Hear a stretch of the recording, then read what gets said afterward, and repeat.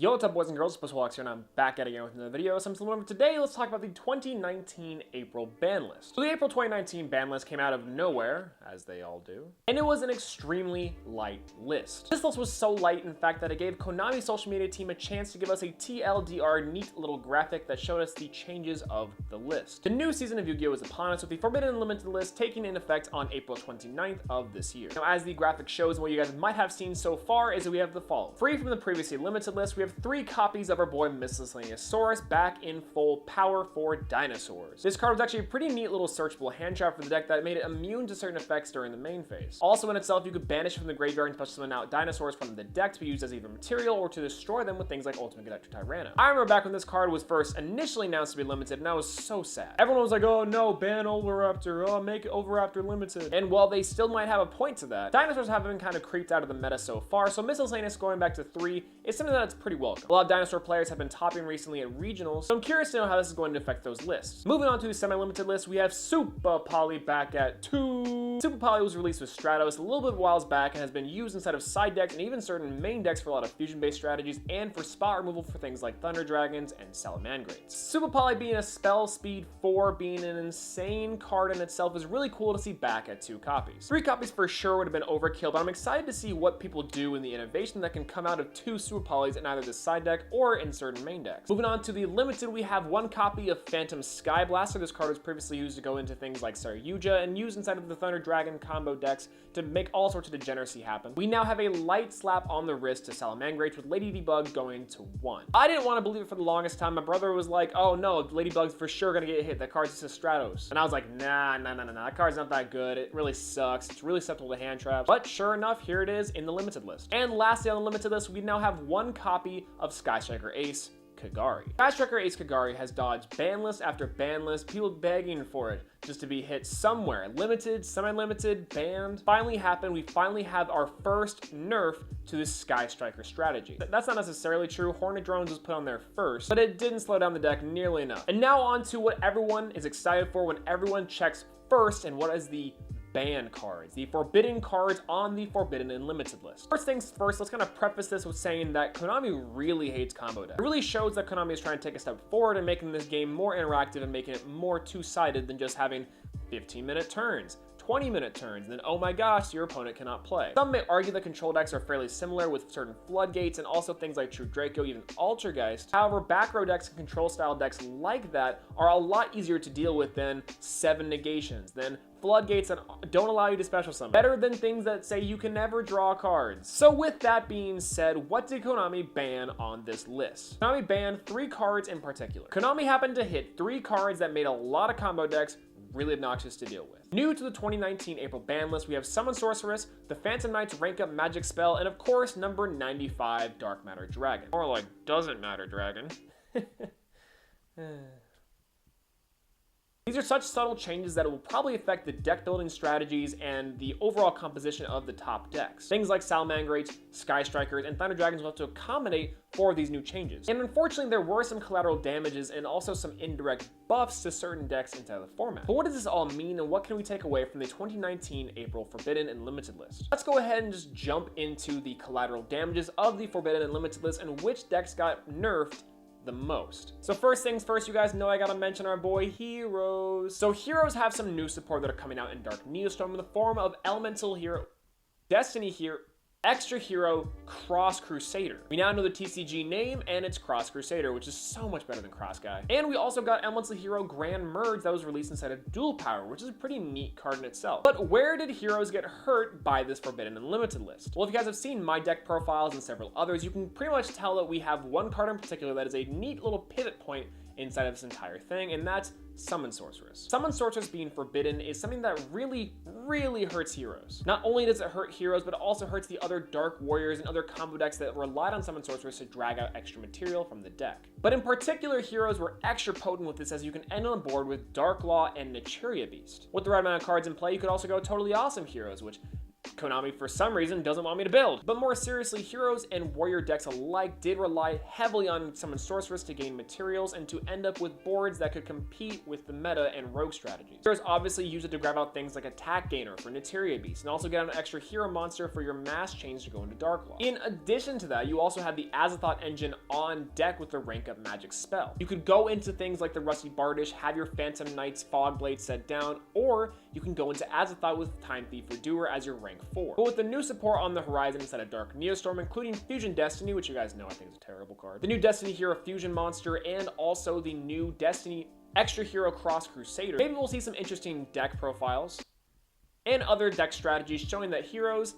still got it. Similarly, we have decks like Cyber Dragons, which did rely heavily on Summon Sorceress to draw out cards like the Galaxy Soldiers and even Cyber Dragon, the original, to recuperate some lost value and to make insane boards with things like Nightmare Griffin, the new Cyber Dragon Seeger, and of course Cyber Dragon Infinity. We did get Cyber Dragon Naxter, and that card no doubt is insane. But with a deck like that doesn't necessarily recur value all too well, I'm curious to see how going forward the deck will do. Of course, it still has its powerful OTK plays, it still has its powerful control plays, but in terms of combo potential and in terms of insane Floodgate, 7 Negation, OMG board, if you guys have seen the combos that I've done on my channel, the combos that other people have done on their channels, then you guys know that the Insane Truesdale and the Team Samurai X1 boards are almost dead in the water, which really sucks because that does give Cyber Dragons a disadvantage going first now. And while we're still in a going first format, can Cyber Dragons really compete at the top level anymore?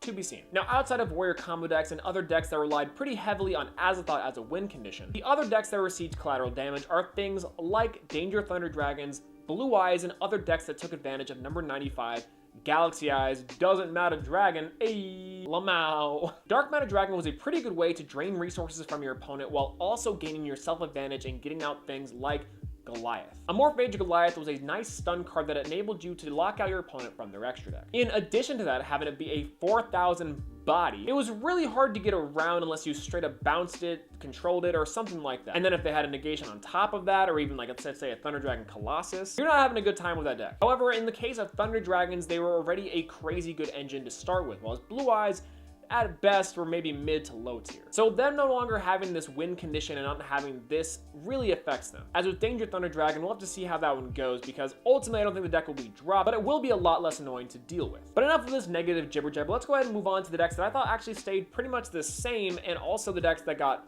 buffed because of this ban list. Buffed from the ban list. That has a nice ring to it. So as I just mentioned, I think that Danger Thunder Dragons are staying roughly the same. Sure, Summon Sorceress hurts, and yes, sure, having Dark Matter Dragon be banned is good, but they still have access to things like Saryuja, the Guard Dragon combos, and the Dangers recur so much value and are just free material for absolutely no reason. And with Phantom Sky Blaster gone as well, it's not as consistent or as easy to get Saryuja, but they had no problems doing it before without Phantom Sky Blaster, so I'm not going to be saying that this deck's dead. Sky Striker, on the other hand, is something that's kind of weird too. I don't necessarily think Sky Strikers took that big of a hit with Kagari going to 1. In fact, it just slows the deck down ever so slightly. 1, it's going to enable Sky Striker players to be more resourceful and to be more manageful about their resources and their link monsters. And 2, it also doesn't necessarily change the deck all that much. You're still going to be playing your 3 Engage, your Widow Anchors, your Multi-Rolls. Multi-Roll still being a huge problem. I asked you guys earlier in a poll on YouTube, do you think Multi-Roll should be banned? And a large number of you guys of that poll said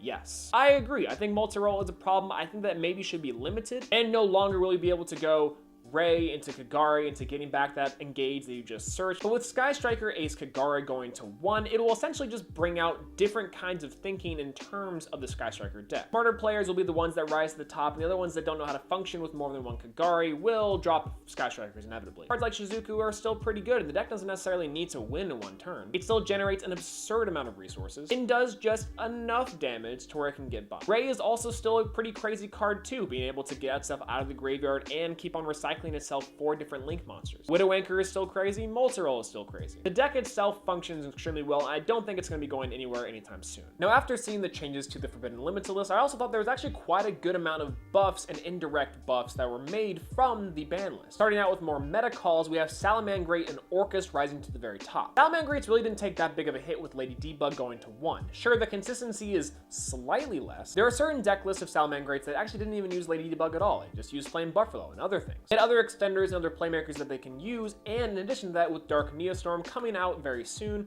we have things like Silent Mining. Lady Debug will probably still be able to be played at one of inside of Salamangreats just for consistency's sake. I don't think Salamangreats are going anywhere anytime soon. In fact, I actually think they're strengthened by this ban list because of the hits that the other decks in the meta have taken. I did mention Orcus as well because I do think they got hit with things like Summon Sorceress and also things like the Azathoth engine not being available to them. But overall, with the new trap card coming out that's very similar to Salamangreat Roar, and the fact that the XYZ monster they'll be getting sometime soon is pretty good, Orcus as a combo deck is something that Konami is saying isn't that big of an issue. And from what I've seen, the deck is relatively high to mid tier. So because of these hits and future support, I think we'll be seeing a lot more experimentation with the Orcus strategy than with other decks. And if we're going to talk about buffs, we obviously have to talk about dinosaurs. Dinos in this format have been really interesting because they've been seeing a few regional tops here and there at Philly and Houston. And I wouldn't be surprised if after this list, we are going to be seeing an onslaught, a stampede, if you will, of Dino DNA. Ever since UTC, aka Ultimate Conductor Tyranno, has been introduced into the game, Dinos have had a pretty interesting history inside of the meta, being a fan-favorite rogue strategy. Similar to Salamangreats, a lot of the cards came out in a structure deck, so you can go from there for the budget option. If you want to spend a little bit extra cash, you can go for the extra deck monsters and also double Evo Pill for extra consistency. Adding in the fact that the deck can search out things like Doveron the Mad Flame Kaiju, and now with Miscellaneousaurus at 3, the deck actually might be able to contend with some of these top decks. The deck already has a pretty decent matchup against some things like the Endymion deck, UTC being able to just hit over everything before it can negate and banish stuff. Also pretty good against Salamangreats, again, them not having the most big monsters to get over it, and its Book of Moon effect makes it a really threatening boss monster. And lastly, the decks that I think that they got buffed are the fusion-based decks. Fusion-based decks have been really interesting because outside of things like Fluffles, let's say maybe Lunalights,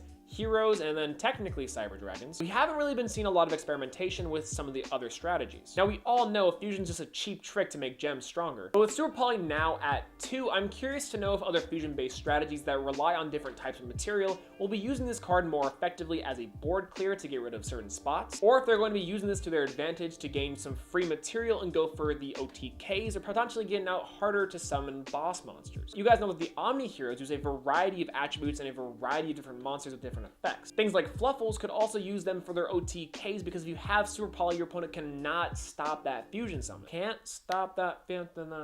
Remember that song? That song was a meme. And like I said with the other strategies, I'm really curious to know what players do with Super Poly back at 2. But what are the practical applications of this card being used inside of decks that actually use fusion summoning? Now overall, I think this is actually a pretty decent list. Now this doesn't shake up the format too much. In fact, it's actually pretty tame for the most part. We might be seeing just the exact same cards, just with more support coming out in Dark Neostorm. So for the WCQ season and for the national season, I don't necessarily think this is too big of a slap on the butt. You know, it's a little light slap, just a little love tap. But where does that leave us ultimately? Well, I think the true winners and losers here are actually pretty obvious. There's not a whole lot of things that you can debate in terms of what Konami is looking to do for this format. But ultimately, and like I've been saying for a lot of this video, I'm sure you guys are sick and tired of me saying it, we'll just have to wait and see what comes out of this list. Who are the true winners? Who are the definitive losers? And who are the sad, sad souls that are still trying to make Heroes work in 2019 despite Konami hating me? Is that too personal? But that's all I gotta say about it. What do you guys think of it? What do you guys think of the 2019 April ban list? What do you guys think of this list? Do you think it should have been harsher? Do you guys think it should have been way nicer? Let me know in the comment section down below what you guys think of it. What cards would you want to see banned? Let me know that as well. I'd love to hear your thoughts on it. Personally speaking, I want to see multi-role banned, but that's just me. Let me know what you guys think in the comment section down below. If you guys like this video, make sure to leave a like. If you want to see more, please subscribe. More videos coming in the pipeline, so stay tuned to that if you want to. And yeah, that's all I gotta say. Peace out.